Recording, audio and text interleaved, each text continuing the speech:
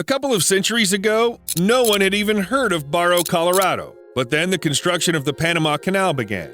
The water flooded the forest, splitting it into small islands. One of them was Barro, Colorado, a paradise without predators. There were over 1,000 howler monkeys alone by 1999. Perhaps today this place could be considered a monkey island, if it weren't for these two. The couple who took power away from the monkeys? Seriously? Oh yeah. And ever since then, the monkeys have been ready for any invasion.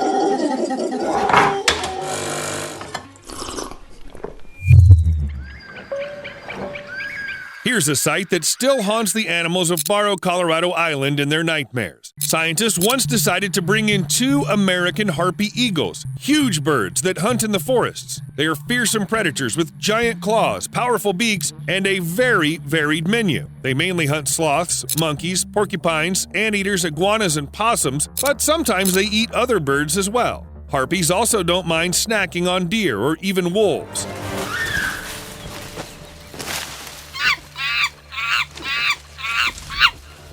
Suddenly, scientists decided to add 2 of these birds to an island with no large predators left. They wanted to see how quickly the monkeys would adapt to the new environment. But guess what? The monkeys did adapt. They didn't just learn to hide among the branches when they heard a predator scream, they started screaming back.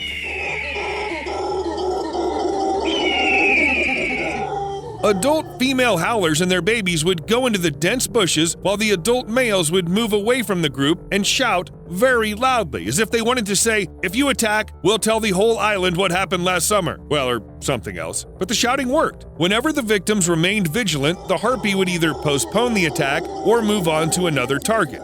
But don't think this is a case where primates beat eagles because their intelligence is more advanced and blah blah blah. Birds of prey are smart enough to develop their own strategies. Like the Philippine eagle, for example. These giants look a lot like harpies, but they live in a different part of the world. Perhaps if the 2 species were related, the Philippine eagle would share its hunting secrets, because that's a pretty cool way to do it. Pairs of eagles sometimes attack troops of monkeys together. One bird sits nearby to distract the primates and allows the other to attack from behind, unnoticed. Okay, this isn't really a new strategy. Many species of birds of prey use it, and it works on any prey. Whether it's a monkey in a dense forest or is that some kind of saber-toothed gopher? Okay, it's simple. While the prey is watching one eagle, ready to flee at any second when it approaches, its hunting partner strikes unexpectedly from behind. What's the secret of such a quick adaptation? After all, you could have just changed your diet or sadly died out from lack of food. Not the Philippine eagle, because these birds always train in advance. Teenage birds attack inanimate objects just to practice, to train their own behavior that'll come in handy in the actual hunt. And it doesn't matter what species the prey will belong to or how hard they resist. The predator will be ready for anything. In training, Philippine eagles even hang upside down to keep their balance. Well, you've probably already realized that we're dealing with an intelligent and very cunning top raptor. And my question is, why monkeys? Well, as is usually the case with evolution, it was an accident, but quite logical accident. The Philippine eagle is an adapter that catches prey according to its level of abundance and the ease of catching it. That is, if there are a lot of monkeys around, it won't starve because it wants a rabbit for dinner. It'll eat the first thing it gets in its claws. In order to adapt to hunting in the forest, it had to grow rather long legs and considerably shorten its wings. They say that for their weight and size, Philippine eagles could have bigger wings, but they would have just clung to the branches, hindering their flight. And by the way, when I say that the claws of these birds are huge, I wasn't joking. They can be up to 5 inches long and exceed the length of grizzly claws. You know, if there were a fight between a grizzly and a Philippine eagle, I'd think about who I'd bet on. And I wouldn't be surprised if nothing saved the grizzly at all. Howlers are only helped by their ability to scream for about 3 miles. But what about the other victims of birds of prey? Should they train their vocal cords? Look for some secluded island that scientists haven't gotten to yet. Gibbons have come up with something more interesting. They defend themselves with a song.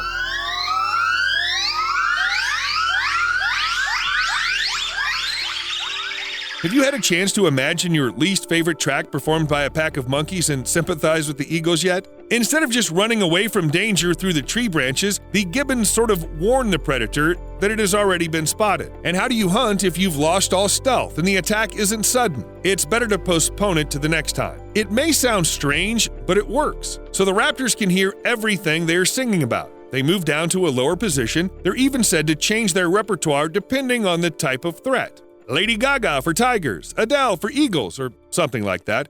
And when there's no threat around, like in a zoo, the gibbons spend a lot more time on their creativity. Apparently they sing for the soul. By the way, some scientists believe that human speech came precisely from the similar ability of primates to make different sounds on different occasions.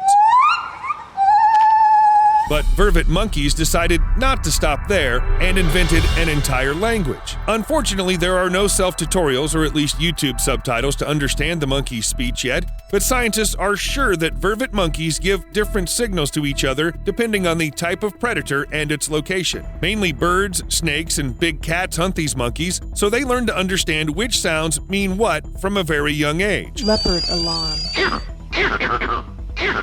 Growing up, they're able to recognize and respond not only to the call itself, but also to its text, which is reported by another monkey. Snake alarm.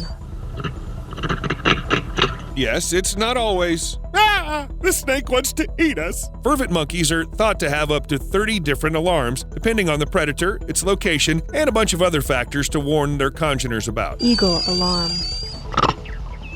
Look, do you also get the impression that monkeys of all species scream all the time? And not only monkeys, animals make much louder noises than humans. This is necessary for survival. It's the only way to communicate over long distances using almost 100% of their vocal power. This is especially evident in small birds like the rose-colored pia. At a distance of about 3.2 feet, it easily chirps at 110 decibels. Let's listen to the bird.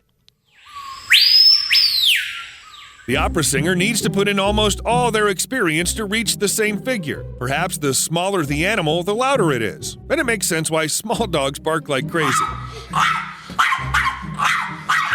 But the loudest creature among the birds is the white bellbird. It produces a mating cry as loud as 125 decibels, which means the bellbird is as loud as a pneumatic drill. It's a little quieter than the roar of a jet plane on takeoff. The ringer is very eager to continue the bloodline.